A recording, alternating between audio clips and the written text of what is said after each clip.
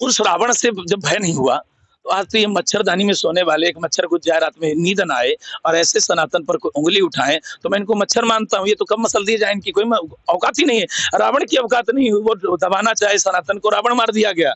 फिर ये मौर्य जैसे लोग क्या कर पाएँगे, जो मच्छरदानी में ना सोए तो नींद नहीं आती है, जिनको पानी ना मिले तो गला सूख जाता है आधा घंटा बोलने के बाद में। बीपी के मरीज हैं, वैसे भी शुगर के मरीज मर रहे हैं अपने रोगों से।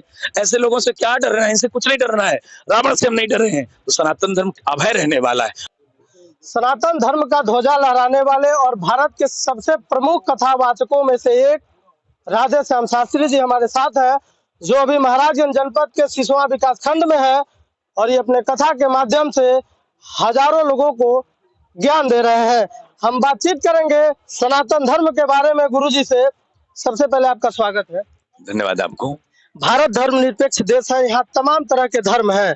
अन्य जगहों से देखा जाता है कि वीडियो वायरल होते हैं अंधविश्वास के, लेकिन सवाल हमेशा सनातन को मजबूत करने वाले लोगों से ही क्यों पूछा जाता है? मुख्य बात है, देखिए, पूछा जाना चाहिए। मैं इस पर विरोध नहीं करूंगा कि पूछना नहीं चाहिए, जरूर है, क्योंकि जिज्ञासु जो होगा, जिज्ञासु दो भाव है। एक तो देखिए होता है कि कुतर्क करना, एक होता है तर्क करना। तर्क के दृष्टिकोण से यदि मेरे से पूछा जाए, क्योंकि मैं उस विशाल शाखा से आता हूँ सनातन धर्म की, जहां से मैं उपदेशक हूँ, मैं उपदेश देने वाला हूँ और मेरे उपदेश पर हजारों लोग चलने वाले हैं। तो यदि मुझसे प्रश्न पूछे जाए, अच्छी बात है, और उत्तर वही दे सकता है जिसके पास मटेरियल हो। भाई मटेरियल ज्यादा होगा तभी ना आप दे पाओगे। सनातन धर्म एक विशाल, एक ग्रंथ नहीं है, कोई एक पुस्तक वाला ग्रंथ धर्म नहीं है, जिसके पास इतनी छाती है ज्ञान की। 18 पुराण, 18 उप पुराण, इसके अलावा 6 शास्त्र हैं हमारे पास में। हमारे पास समुदाय भी बहुत है, ज्ञान भी बहुत है ना भाई। सनातन इसीलिए तो बड़ा है क्योंकि उसके पास ज्ञान का समुदाय बहुत है। हर धर्म के पास एक ग्रंथ, 2 ग्रंथ है, उसी को लेकर डो रहे हैं। हमारे पास 18 ग्रंथ है, इतने ग्रंथ हैं कि जीवन पढ़ते पढ़ते गिर जाए। तो हमसे प्रश्न करें, पर जिज्ञासु बन करके, तर्क के दृष्टिकोण से, कुतर्क के दृष्टिकोण से नहीं किया जाए। प्रश्न होना चाहिए क्योंकि था है हम। धीरेन्द्र कृष्ण शास्त्री जी, बागेश्वर वाले बाबा, उनका बयान आया था कि भारत 2024 में हिंदू राष्ट्र बनेगा। इसको कैसे देखते हैं आप? इसको हम भारत की, हम मानते हैं कि नए युग का ही आगमन हो रहा है। इसका मानना यह है, हिंदू धर्म क्या है? ये हिंदू माने जिसके जीवन में हिंसा ना हो। हिंदू का आशय यही है, जिसके जीवन में, जिसके मन में हिंसा ना बसे। और कोई भी धर्म है सब सिखाता है कि जो तुमको ना माने, भाई मोहम्मद जी के अंदर में ना आओ तो उसको मार डालो, काफिर है वो। पर हमारे धर्म में ऐसा नहीं है। हमारे धर्म में तो ये भैया कि जो माने उसका भी स्वागत, ना माने उसका भी स्वागत। हम तो सर्वे भवन्तु सुखिनः कहते नहीं कहते कि जो सब केवल हिंदू हो। इसलिए अच्छी बात है, हिंदू सनातन धर्म यदि आएगा, उसका विस्तार होगा, तो यहाँ पर सब सुरक्षित रहेंगे।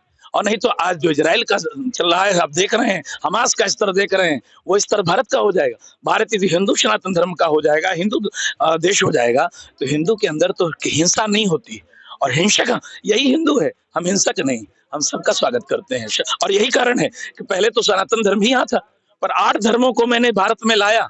हमारे से 3 धर्म निकले, उसके अलावा विदेशों से आए, क्रिश्चियनिटी, पारसी धर्म आया, यहूदी धर्म आया, ये सारे धर्म आकर के बाहर से आए और हमने उनको भी स्वागत किया और वो फल फूल रहे हमारे यहाँ। यही हमारी सुंदरता रही। इसलिए बागेश्वर बाबा हमारे प्रमुख रूप से आगे हैं और बहुत अच्छा लग रहा है कि वो इस धर्म, क्योंकि वो बड़े विशाल जन समुदाय में रहते हैं, तो उनका आगे बढ़ना ये देश के लिए एक नई ज्योति देने लायक है। आगामी 2 महीने के अंदर अयोध्या में भगवान श्री राम का भव्य मंदिर का उद्घाटन होने वाला है।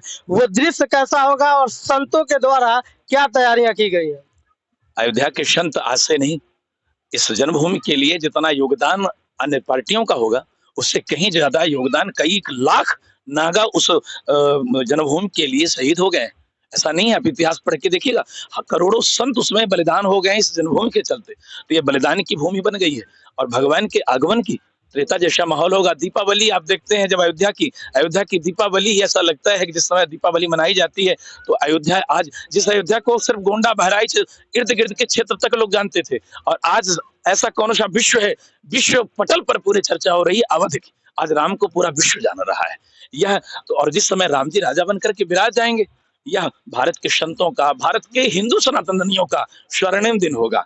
उस दिन स्वर्ण युग का आगमन हो जाएगा राम जी के आगमन के साथ। अंतिम सवाल आपसे, भारत को सनातन का देश कहा जाता है और इसी भारत में भगवान श्री राम के अस्तित्व के ऊपर सवाल किया गया था। क्या लगता है आपको, कितना सही है ये? देखिए, सही की बात कहिए तो नहीं है सही, पर मैं ये मान सकता हूँ कि कोई नया नहीं हो रहा है। जब भगवान राम थे तब भी रावण हुआ करते थे, तो उस समय भी सहस्त्राबाहु जैसे लोग थे। तो आज के ज़माने में यदि पर उस रावण से जब भय नहीं हुआ, तो आज तो ये मच्छरदानी में सोने वाले एक मच्छर घुस जाए रात में नींद ना आए और ऐसे सनातन पर कोई उँगली उठाएँ, तो मैं इनको मच्छर मानता हूँ। ये तो कब मसल दिए जाए, इनकी कोई औकात ही नहीं है। रावण की औकात नहीं हुई, वो दबाना चाहे सनातन को, रावण मार दिया गया। फिर ये मौर्य जैसे लोग क्या कर पाएँगे जो मच्छरदानी में ना सोए तो नींद नहीं आती है, जिनको पानी ना मिले तो गला सूख जाता है आधा घंटा बोलने के बाद में। बीपी के मरीज हैं, वैसे भी शुगर के मरीज मर रहे हैं अपने रोगों से। ऐसे लोगों से क्या डरना है, इनसे कुछ नहीं डरना है। रावण से हम नहीं डरे हैं। तो सनातन धर्म अभय रहने वाला है और सबको अभय करने की शिक्षा देता है। मैं तो उनसे भी कहूँगा कि वह इस धर्म को समझें, इसी सनातन धर्म के बच्चे हैं वो, और इसको समझ करके अपने जीवन को धन्य करें। ऐसी जो कुमति उनके जीवन में आई है, उस कुमति को क्षमापन करें और अपने धर्म की ओर बढ़ें। तो हमारे साथ अभी बातचीत करने के लिए राधे श्याम शास्त्री जी थे, जिन्होंने तमाम तरीकों से सनातन को लेकर के बात कही।